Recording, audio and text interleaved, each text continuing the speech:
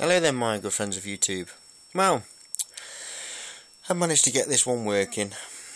It's made by Sonic, and don't know why they've thrown it away. There was a buzzer inside that when you turned it on, it was constantly buzzing. So I disconnected it because it was driving me up the wall. Obviously, it's some sort of alarm for something. I don't know whether or not it's because there's no cables attached, or there's some sort of fault with it. I've not seen anything wrong with it. There's been no magic smoke or anything. There seems to be everything seems to be intact. Nothing seems to be disconnected. No capacitors have blown the tops, or no resistors seem to be burnt out. Can't see anything wrong with it at all. Of course, it doesn't always necessarily mean that there is a fault with it somewhere. So what I'm going to have to do, I'm going to have to make some sort of leads up with it, leads up for it, and connect it and see how I get on with it. These units are run on batteries, 12-volt batteries, and you know, the steel type, and I'm running it off a power supply. I've just connected it to the points of where the battery connects to the inside box. It is a lovely machine. I do love the green effect of the body itself. Oh, this bloody phone! It drives me up the wall. This is where the battery goes, just inside of here, and this basically locks. With this bit of a catch just there.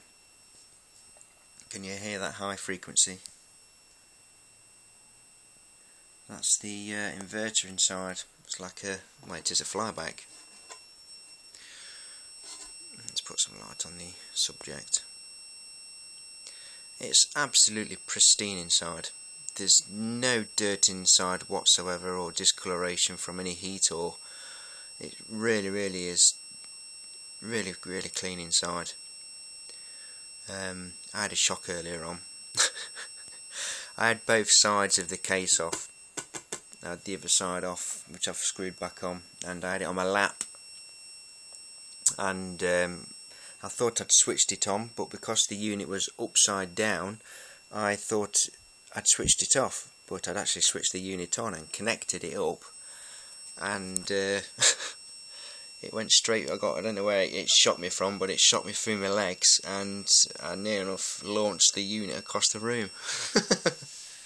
It would have only been about 1,000 volts, but it was enough to make me frigging balls fry, put it that way. But anyway, as you can see, that's where the inverter is, just inside there. As you can hear, it's quite a nice high frequency just there. And if you can hear a dog, it's next door. It's not my doggies. My doggies are there. What are you looking at? What is it? Can you hear that doggy next door? Can you hear that doggy? Marley, can you hear that doggy?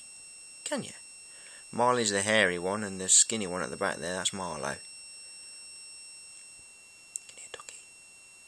There's a doggy next door.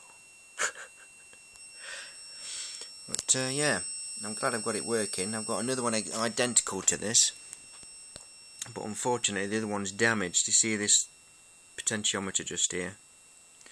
Well, it's actually been ripped off, and it's just left the inner core stalk, the actual rod bent right over, which I'm going to see if I can repair from some other bits, because to be honest with you, I do not want to strip these ones down. I know how they work with their internal circuits, and there is some stuff which can be used again, but because these are a vintage type from the 80s, I don't really want to scrap them. You know, take them apart and use the bits. I want to keep them intact. So I've got another 3. I've got this one, another one in the shed, and I've got the one just over here, which I'll show you the inside of this one. This one's got a little bits and bobs dropping out of it, so I don't want them dropping on my bed because the wife will kill me. So I'm just going to put something over my lap and show you. So if any bits drop out of it, they'll drop off into this, and I can shake it out the window.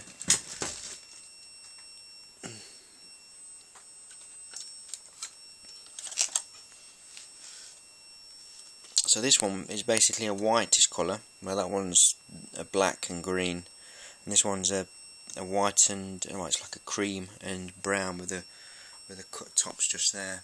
That's the internal, a little bit rusty on the inside of that one. You can see it's got brown covers, which is not very tasteful. There's this stuff like that from the 80s, are all that colour, aren't they?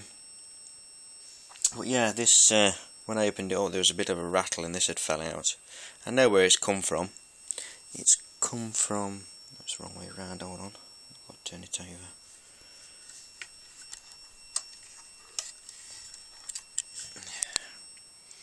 It's come from inside there. You can see that socket there, just at the back. There you go. So that socket, it's just come from out there, and I know which way it goes. It goes in that way. As for the notch on the, it's like a 5.5 timer chip. There's a notch which way it goes in, and the notch on this one shows that it goes in that way. You can see that notch there at the bottom near my nail. That's where it goes in, just like that. So I'll have to get some pliers and try and see if I can stick that back in there. But this one does still fire up. It does the same as this one, but of course it nothing works because for some reason, as you know, that chip's not in. So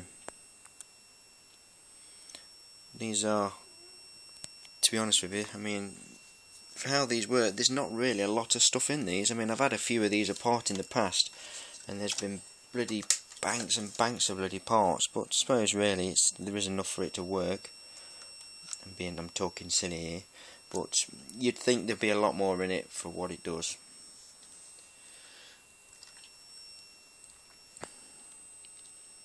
Yeah,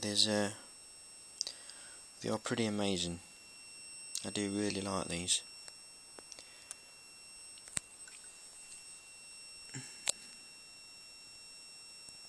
See if I can get it to.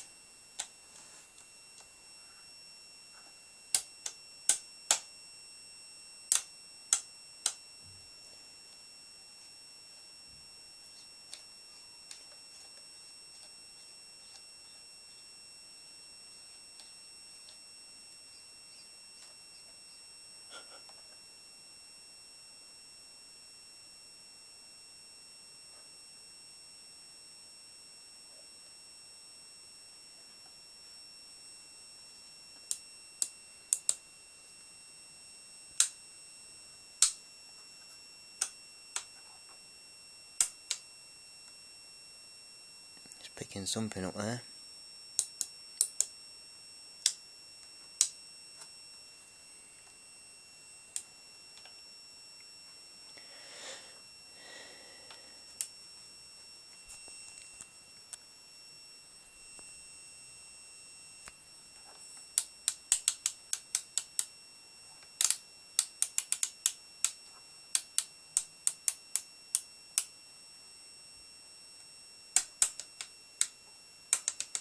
I suppose I shall find out better when I've connected some leads up to it. It's basically all these controls here just do the screen.